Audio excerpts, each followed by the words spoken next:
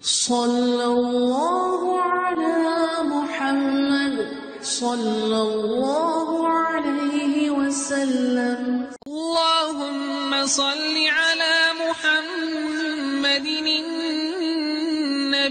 الأمي وعلى آله وسلم تسليما. اعوذ باللہ السمیع العلیم من الشیطان الرجیم. بسم اللہ الرحمن الرحیم. والصلاة والسلام علی رسولہ الکریم. بخاری شریف باب المساجد. اور آج جو حدیث پڑھیں گے، جو باب ہم پڑھیں گے، اس کا عنوان ہے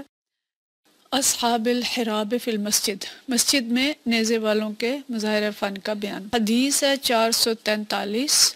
اور یہ حدیث جو ہے حضرت عروہ بن زبیر رضی اللہ تعالیٰ عنہ سے ہے. فرماتے ہیں ان عائشہ قالت کہ حضرت عائشہ رضی اللہ تعالیٰ عنہ نے فرمایا لقد رأیت رسول اللہ صلی اللہ علیہ وسلم، میں نے رسول اللہ صلی اللہ علیہ وسلم کو دیکھا یومن علی باب حجرتی، ایک دن اپنے حجرے کے دروازے پر، والحبشۃ یلعبون فی المسجد، اور حبشی جو ہیں وہ مسجد میں کھیل کا مظاہرہ کر رہے تھے. ورسول اللہ صلی اللہ علیہ وسلم یسترنی برداعہ، کہ نبی کریم صلی اللہ علیہ وسلم نے مجھے اپنی چادر کے پیچھے چھپایا ہوا تھا، چادر کے پیچھے کیا ہوا تھا.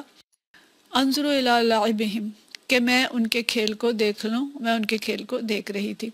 زاد ابراہیم ابن منظر کی آگے ایک طویل سند ہے، وہ اس حدیث کو میں اضافہ کرتے ہیں کہ عن عائشہ قالت کہ عائشہ رضی اللہ تعالیٰ عنہ نے فرمایا رأیت النبی صلی اللہ علیہ وسلم والحبشۃ یلعبون بحرابہم، کہ انہوں نے اضافہ اس میں کیا کہ میں نے رسول اللہ صلی اللہ علیہ وسلم کو دیکھا کہ حبشہ کے کچھ لوگ اپنے چھوٹے نیزوں کے ساتھ کھیل رہے تھے. یعنی پچھلی جو حدیث تھی، جو روایت تھی، اس کے اندر نیزوں کا ذکر نہیں تھا، اور اگلے حصے میں یہ ہے حضرت عروہ ہی انہی سے ہے آخر میں جا کے، لیکن ابراہیم بن منظر کے روایت سے اس میں آتا ہے کہ وہ نیزوں سے کھیل رہے تھے اور نیزوں کا ذکر کیا گیا ہے. تو اس باب کے اندر جو بات ہمیں بتائی گئی ہے کہ حبشی مسجد نبوی میں کھیل کا مظاہرہ کر رہے تھے. یعنی دو باتیں ہیں اس میں، ایک تو یہ کہ مسجد کے اندر اس طرح کے کھیل جو کہ جنگی ہیں یا جن سے سیکھنے کی کوئی چیز ملتی ہے، جو تربیتی قسم کی مشقیں ہیں، وہ ہو سکتی ہیں. جواز تو یہ لائے ہیں، جیسے پیچھے بہت سی چیزیں لائے کہ مسجد میں یہ کام بھی ہو سکتا ہے، یہ بھی ہو سکتا ہے، تو اس میں یہ لائے ہیں کہ مسجد کے اندر اس طرح کے جو کھیل ہیں وہ کھیلے جا سکتے ہیں. حبشی لوگ جو تھے وہ مسجد میں ایسے کھیل رہے تھے، ایک شخص دوسرے کی طرف نیزہ پھینکتا تھا اور وہ اپنے آپ کو دوسرا اس سے بچانے کی کوشش کرتا تھا. یعنی جیسے ایک جو ہے وہ دوسرے کے اوپر نیزے سے حملہ کر رہا ہے اور دوسرا اس سے اپنے آپ کو بچا رہا ہے. تو مقصد کیا ہے کہ اگر اس طرح کا کوئی موقع پیش آ جائے تو ایک مشق تھی، جیسے ہمارے ہاں جنگی مشقیں ہوتی ہیں، ہمارے فوج جو ہے وہ مشق کرتی ہے امن کے دنوں میں. ہم چونکہ یہاں کھاریاں فوج کے علاقے میں رہتے ہیں تو یہاں سے قافلے نکلتے ہیں، کھیتوں میں یہ لوگ جاتے ہیں جن دنوں میں کوئی فصلیں نہیں ہوتی، جنگل ہے قریب، یہاں جنگل میں جاتے ہیں اور وہاں جنگی مشقیں یہ لوگ کرتے ہیں. تو امن کے حالت میں جنگی مشقیں کی جاتی ہیں. تو اس طرح کی مشق تھی اور وہ ایک کھیل بھی تھا عرب کا، حبشہ کا، جو مسجد کے اندر ہو رہا تھا. اور دوسرا مضمون اس میں یہ ہے کہ حضرت عائشہ رضی اللہ تعالیٰ عنہا کو نبی کریم صلی اللہ علیہ وسلم نے وہ کھیل دکھایا. انہوں نے خواہش ظاہر کی ہوگی اور آپ صلی اللہ علیہ وسلم نے ان کو چادر کے پیچھے کھڑا کیا. اس طرح کے حبشی ان کو نہیں دیکھ سکتے تھے لیکن وہ ان کو دیکھ رہی تھیں. اور ایک دوسری روایت کے اندر یہ بھی آتا ہے کہ وہ نبی کریم صلی اللہ علیہ وسلم کے کندھے سے اوپر دیکھ رہی تھیں، یعنی کندھے کے پیچھے کھڑی تھیں اور اوپر سے تھوڑا سا اوپر ہو کے آنکھیں اوپر کر کے تو ان کو دیکھ رہی تھیں. یعنی صورتحال یہ تھی کہ حضرت عائشہ کی نگاہیں تو ان کے اوپر پڑ رہی تھیں حبشیوں پہ، لیکن حبشیوں کی نگاہ جو ہے وہ حضرت عائشہ رضی اللہ تعالیٰ عنہ پہ نہیں پڑ رہی تھی. تو مطلب یہ ہے کہ اس سے پھر ایک جواز یہ بنتا ہے کہ عورت غیر محرم مردوں کو دیکھ سکتی ہے. اچھا، اس پہ علماء نے بحث کی ہے کہ عورت کس حد تک دیکھ سکتی ہے. ایک اور حدیث کے اندر یہ ذکر آتا ہے کہ ایک دفعہ حضرت ابن ام مکتوم آئے تو نبی کریم صلی اللہ علیہ وسلم کی اس وقت دو بیویاں، دو امہات المومنین ہماری ام سلمہ اور حضرت ام حبیبہ رضی اللہ تعالیٰ عنہما، یہ دونوں تھیں. تو نبی کریم صلی اللہ علیہ وسلم نے فرمایا کہ ان سے پردہ کرو. تو انہوں نے فرمایا کہ رسول اللہ صلی اللہ علیہ وسلم نہ ہوا اما، وہ تو نابینا ہیں اور وہ تو ہمیں نہیں دیکھ سکتے. تو آپ صلی اللہ علیہ وسلم نے فرمایا کہ کیا تم دونوں بھی نابینا ہو؟ یعنی وہ تو نابینا ہے لیکن آپ تو نابینا نہیں ہیں، تو آپ بھی ان کو نہ دیکھیں. تو اب یہاں معاملہ دوسرا نظر آ رہا ہے کہ وہ دیکھ رہی ہیں حضرت عائشہ رضی اللہ تعالیٰ عنہ ان کو. تو مولانا مودودی رحمۃ اللہ علیہ نے اس کی جو تطبیق کی ہے سورہ نور کے اندر، جہاں پہ یہ آیت آتی ہے کہ اے نبی صلی اللہ علیہ وسلم مومن عورتوں سے کہہ دیں کہ اپنی نظریں بچا کر رکھیں اور اپنی شرمگاہوں کی حفاظت کریں. تو نظریں بچانے میں وہ فرماتے ہیں کہ عورتوں کے لیے بھی غض بصر کیا کام وہی ہے جو مردوں کے لیے ہیں، یعنی انہیں قصداً غیر مردوں کو نہیں دیکھنا چاہیے، اور اگر نگاہ پڑ جائے تو ہٹا لینی چاہیے. اور خاص طور پہ جو یعنی دوسرے کا ستر ہے وہ تو نہ عورت کا دیکھ سکتی ہے نہ مرد کا دیکھ سکتا ہے، اس میں بھی دونوں کو احتیاط کرنی چاہیے. لیکن مولانا لکھتے ہیں کہ مرد کو عورت کے دیکھنے کی نسبت عورت کے مرد کو دیکھنے میں معاملے میں احکام تھوڑے سے مختلف ہیں. کہ معاشرے میں اگر عورتوں سے یہ کہا جاتا ہے کہ وہ باہر نکلیں تو پردہ کر کے نکلیں، کہ مرد انہیں نہ دیکھیں، تو مردوں سے یہ نہیں کہا جاتا کہ وہ پردہ کر کے نکلیں کہ عورت انہیں نہ دیکھے. تو مطلب یہ ہے کہ عورتیں جو ہیں ضرورت کے وقت مرد کو دیکھ سکتی ہیں. اور جیسے ایک روایت یہ والی ہے کہ حضرت عائشہ رضی اللہ تعالیٰ عنہ نے حبشیوں کا کھیل دیکھا، اور ایک روایت اور ہے کہ ایک صحابیہ تھیں حضرت ام شریک، حضرت فاطمہ بنت قیس، کہ ان کے شوہر نے ان کو 3 طلاقیں دے دی اور ان کا کوئی رشتہ دار نہیں تھا جہاں پہ وہ عدت گزاریں. تو انہوں نے چاہا کہ ام شریک انصاریہ کے ہاں عدت گزاریں، تو نبی کریم صلی اللہ علیہ وسلم نے فرمایا کہ ان کے ہاں بہت سے صحابہ آتے جاتے ہیں، تو وہاں پہ نہ گزاریں عدت، بلکہ آپ ابن ام مکتوم کے ہاں گزار لیں کہ وہ نابینا ہیں اور وہاں آپ رہ سکیں گی. تو مطلب یہ ہے کہ ان کے لیے گنجائش تھی، لیکن امہات المومنین کو اجازت نہیں دی کہ وہ ان کے سامنے آئیں بغیر مقصد کے. تو مطلب یہ ہے کہ ضرورت کے تحت عورت جو ہے وہ مردوں کو دیکھ سکتی ہے. اور جیسے کبھی کوئی کھیل ایسا ہے جو کہ بامقصد کھیل ہے، اس کی تفصیل میں بھی ہم آگے جائیں گے، وہ دیکھ سکتے ہیں. لیکن بلا وجہ عورتیں نامحرموں کو دیکھیں یہ ناپسندیدہ ہے، اس میں احتیاط مطلوب ہے. کسی طرح یہ جائز نہیں ہے کہ عورتیں اطمینان سے مردوں کو گھوریں. تو یعنی بلا وجہ بیٹھ کے مردوں کو دیکھنا، جیسے آج کل ہمارے ہاں جو یہ ڈرامے اور اس قسم کے کھیل اور ایسی چیزیں ہیں جو کہ یہ مطلوب نہیں ہے. اور اسی سے آگے بڑھ کے اسکولز اور کالجز کے اندر مخلوط کلاسز ہیں، مرد استاد ہیں پڑھانے والے. ہاں اگر استاد اس طرح ہیں کہ بزرگ ہیں اور ہمیشہ خواتین نے مرد استادوں سے تاریخ کے اندر پڑھا ہے،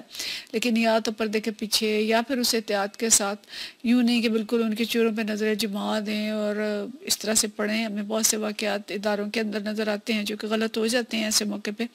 اور آج کل تو جو ہراسمنٹ کا مسئلہ چل رہا ہے کہ جی وومن ہراسمنٹ کے اندر بہت سے اس طرح کے کیسز آتے ہیں کہ مرد استاد کی طرف سے ہراس کیا گیا اور یا کلیگ کی طرف سے ہراس کیا گیا. تو اس میں ظاہر دونوں چیزیں ہیں کہ عورتیں بھی احتیاط نہیں کرتی، مرد بھی احتیاط نہیں کرتے، تو پھر اس طرح کے واقعات ہوتے ہیں. تو اس سے جواز ہم یہ نہیں نکال سکتے جی بالکل عورتوں کو کھلی اجازت ہے کہ وہ جو بھی گیمز چاہیں، جو کھیل چاہیں، جس طرح کے ہوں ان کو دیکھیں، بلکہ یہ مشروط اجازت ہے اور محتاط اجازت ہے کہ ایسے کھیل جو کہ بامقصد ہیں اور جن کے اندر کوئی بے حیائی کا مظاہرہ نہیں ہے یا کوئی ایسی چیز نہیں ہے جو اخلاق اور کردار کو نقصان پہنچانے والی ہو، تو وہ دیکھا جا سکتا ہے. لیکن یہ کہ آج کل اگر ہم اس سے یہ جواز نکال لیں کہ عورتیں کھیل بھی سکتی ہیں اور وہ کرکٹ بھی کھیل لیں اور وہ ہاکی بھی کھیل لیں اور وہ ہر طرح کی گیمز کھیلیں اور مرد ان کو دیکھیں اور مرد کھیلیں اور عورتیں دیکھیں، تو عورتوں کے لیے یہ نہیں کہ کھیلیں بند ہیں، وہ کھیل سکتی ہیں، لیکن اس میں کچھ احتیاطیں ہیں، اس کے کوئی تقاضے ہیں. اس وقت یہ ہمارا موضوع نہیں ہے، اس موضوع پہ آئیں گے تو پھر کبھی اس پہ بات کریں گے. لیکن بہرحال عورت کے لیے جو میدان ہیں کھیل کے وہ کیا ہیں اور اس کے لیے شرائط کیا ہیں، ان شرائط کے ساتھ عورتیں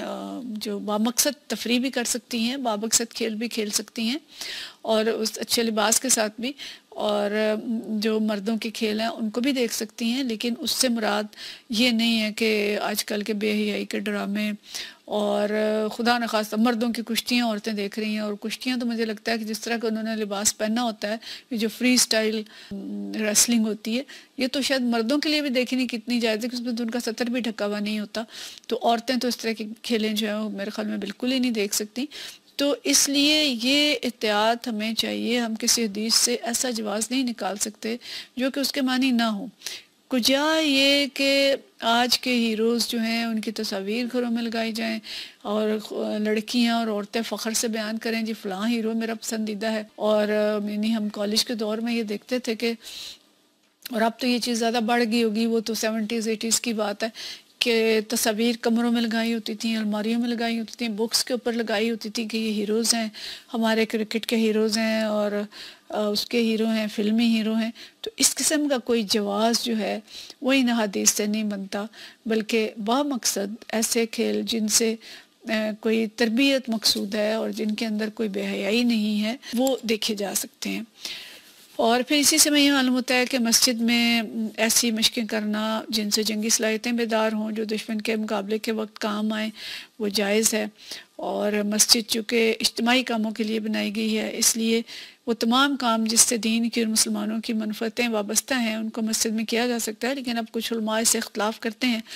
کہ اب مساجد کے اندر یہ چیزیں جو ہیں یہ اجازت نہیں ہے ان کی، لیکن ہم دیکھتے ہیں کہ حدیث میں بہرحال اس کا جواز موجود ہے۔ اور ایک اور چیز جو میں پتہ چلتی ہے کہ نبی کریم صلی اللہ علیہ وسلم نے ازواج مطہرات کے ساتھ کتنا بہترین سلوک کیا، کتنی اچھی معاشرت رکھتے تھے، ان کی دلجوئی فرماتے تھے، ان کو کبھی ہمیں پتہ چلتا ہے کہ عائشہ رضی اللہ تعالیٰ عنہ کے ساتھ دوڑ بھی لگائی ہے، چھوٹا موٹا ہنسی مذاق بھی کرتے تھے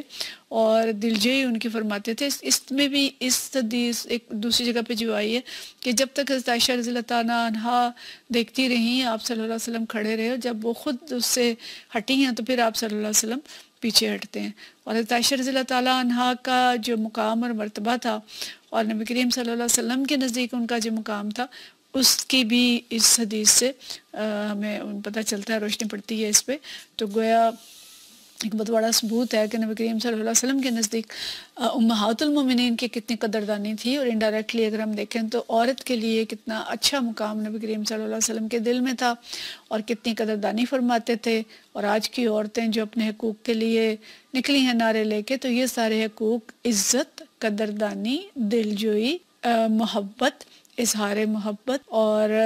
یہ ہم دیکھیں کہ بیوی کی حیثیت سے بہترین مقام اور اس کو ہر طرح کے تکلیف سے بچانا اور اس کی خواہشات کا خیال رکھنا، اس کی ضروریات کا خیال رکھنا، یہ ساری چیزیں ہمیں نبی کریم صلی اللہ علیہ وسلم کے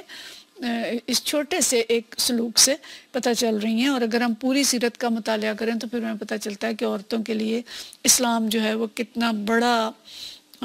پیغام لے کے آیا، اور وہ سارے حقوق آج سے 1400 سال پہلے دیے جس کے لیے آج کی عورت سڑکوں پہ ماری ماری پھر رہی ہے اور اس سے کچھ آگے بڑھ کے مردانہ حقوق کا مطالبہ کر رہی ہے۔ تو یہ مطلوب نہیں ہے، بلکہ عورت کو عورت ہونے کی حیثیت سے عزت اور قدر دی گئی، اس کو مرد بنا کے عزت نہیں دی گئی، بلکہ اس کی اسی حیثیت میں جس میں اللہ تعالیٰ نے اسے پیدا کیا تھا، اسی میں اس کو وہ مقام دیا گیا جو اس کا حق تھا اور جس کے لیے آج کی عورت جدوجہد کر رہی ہے۔ وآخر دعوانا ان الحمدللہ رب العالمین۔ صلی اللہ علی محمد صلی اللہ علیہ وسلم۔